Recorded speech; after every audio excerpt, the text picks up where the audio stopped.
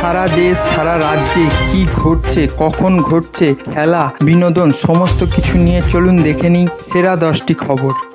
রাজনীতি থেকে কিছুদিনের ছোট বিরতি। অভিষেক বন্দ্যোপাধ্যায়ের লোকসভা ভোটের রেজাল্টের কিছুদিন পর গত বুধবার দুপুরে এক্স হ্যান্ডেলে এই পোস্ট করেন তৃণমূলের সেকেন্ড ইন কমান্ড। কিন্তু কেন এই বিরতি তা নিয়ে দলের অন্দরেই ধোঁয়াশা তৈরি হয়েছে। দলের কেউ বলছেন চোখের চিকিৎসার জন্য তিনি সাময়িক বিরতি নিচ্ছেন, আবার কেউ বলছেন পরিবারকে সময় দেওয়ার জন্যই তার এই বিরতি। তবে প্রকাশ্যে এ নিয়ে কোনো মন্তব্য করেননি অভিষেক। শুরু হতে চলেছে ঘাটাল মাস্টার প্ল্যান্টের কাজ। তৃতীয়বার ঘাটালের সাংসদ নির্বাচিত হওয়ার পর এই বিষয় নিয়ে রাজ্যের সেচ মন্ত্রী পার্থ ভৌমিকের সঙ্গে বৈঠক করলেন দেব। বৈঠক শেষে দেব জানান খুব শীঘ্রই এই কাজ শুরু হবে।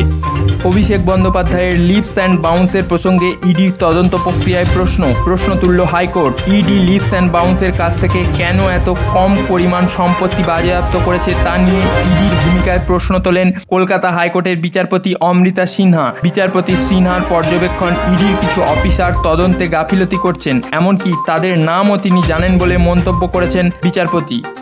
ইউপিএসসি পরীক্ষার জন্য আগামী রবিবার কয়েকটি স্পেশাল ট্রেন চালাবে কলকাতা মেট্রো। রবিবার কবি সুভাষ এবং দক্ষিণেশ্বরের মধ্যে 8টি অতিরিক্ত মেট্রো পাওয়া যাবে। সাধারণত রবিবার দক্ষিণেশ্বর থেকে কবি সুভাষে সকাল 9টায় মেট্রো পরিষেবা শুরু হয়, কিন্তু পরীক্ষার কথা মাথায় রেখে সময় সকাল 7টায় এগিয়ে আনা হয়েছে।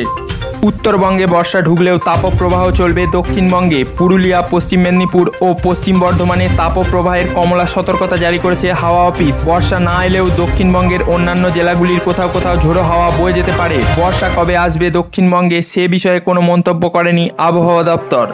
বিগত 10 মাস ধরে বীরাঙ্গনা মাতঙ্গিনী হাজরার মূর্তির পাদদেশে বসে নিয়োগের দাবিতে আন্দোলন করছেন টেস্ট পাস প্রাথমিক, উচ্চ প্রাথমিক, গ্রুপ সি, গ্রুপ ডি ও ইন্টারভিউ থেকে বঞ্চিত চাকরি প্রার্থীরা। সেই আন্দোলনরত অবস্থাতেই ব্রেন স্ট্রোক হয়ে মারা যান গ্রুপ সি, গ্রুপ ডি একতা মঞ্চের নেতা ইমরান। তার স্মরণ সভায় ভারাক্রান্ত হৃদয়ে উপস্থিত ছিলেন সকল আন্দোলনরত চাকরি প্রার্থীরা।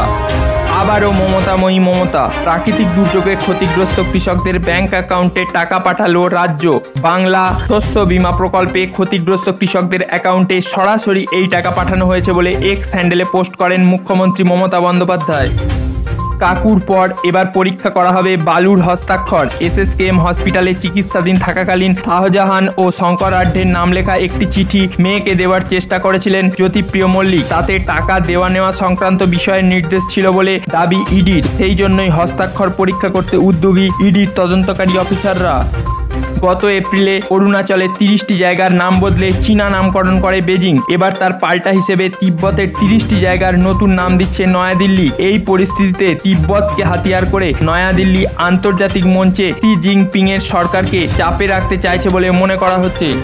ফুটবল থেকে অবসানের ইঙ্গিত পর্তুগাল ফুটবল তারকা ক্রিস্টিয়ানো রোনাল্ডোর। আর বেশি বছর নেই আমার হাতে। দেশের জার্সিতে 78 গোল করে পেলের রেকর্ড ভাঙার পর মন্তব্য রোনাল্ডোর।